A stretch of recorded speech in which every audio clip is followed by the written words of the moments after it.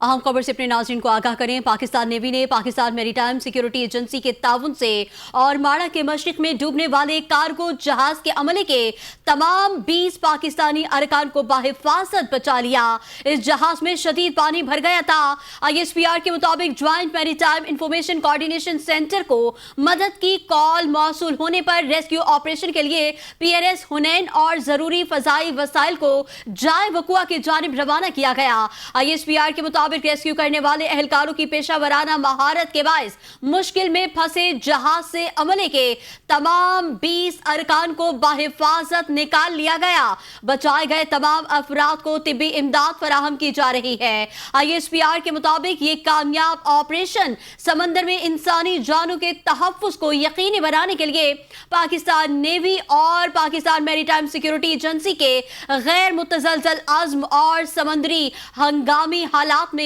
24 घंटे फौरी रद्द अमल देने की उनकी तैयारी का मुंह बोलता सबूत है।